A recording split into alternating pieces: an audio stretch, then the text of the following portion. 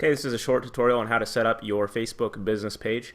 Once you're logged into Facebook, you're going to go to facebook.com/pages/create. It's going to take you to a screen that looks similar to this. Again, keep in mind that Facebook is always changing things, so there might be some slight changes. Same principles will apply though. We always go with local business or place, and you choose your category. You can go with real estate. And here, for your business name, I would recommend doing something that's more keyword friendly. For example, if you live in Huntington Beach, go with something like Huntington Beach Real Estate or Huntington Beach Home Values, because people are more likely to search for that type of keyword relevancy here instead of your brokerage. And you'll also start showing up in Google over time as your page gains authority. So that's what I recommend, but do whatever you want there. For our example, I'm going to go with York Real Estate.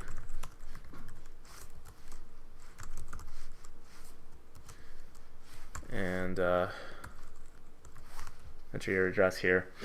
I think that's the right zip code for York. We'll find out in a second. Okay, and then you agree to the terms and click Get Started.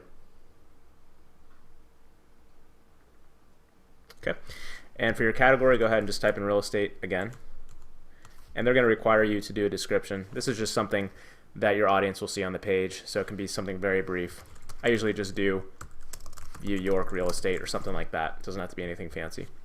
Here you can also enter an address for your page. So if you want to give yourself a unique URL and see if you can get something like York Real Estate, go ahead and type that in and see what happens. You might have to change some of the text because it might already be taken in your area. For now, I'm going to skip that, and we're just going to go with the generic name. You can always add this later. So I'm going to click skip. Oh, I'm sorry. Shoot. I'm going to go back. What you want to do is click save. So yeah, make sure that you have your info typed in here, and then click Save Info.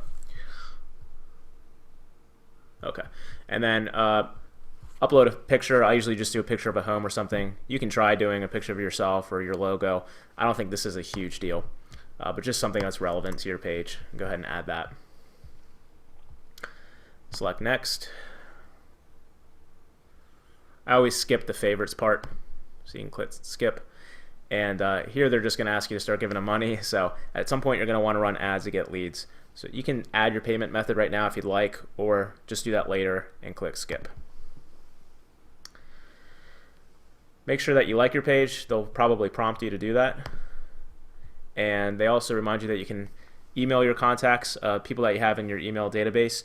You can let them know about this page, and a small percentage will actually like it, so it's worth doing if you have time. You can learn more there. Right now I'm just going to skip that and click Next. And that's really all there is to it. As you can see, our page is here. If you click About, you can see that little descriptor that I wrote right here. So if you want to make that a little longer, you can always edit it right there.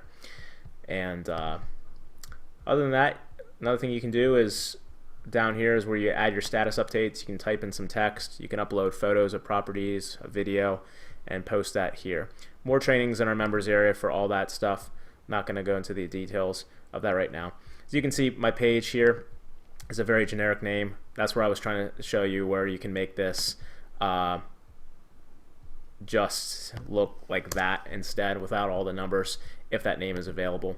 So that's what you eventually will want to do when you figure out what permanent name you want to have for your page, and you can change that at a later date.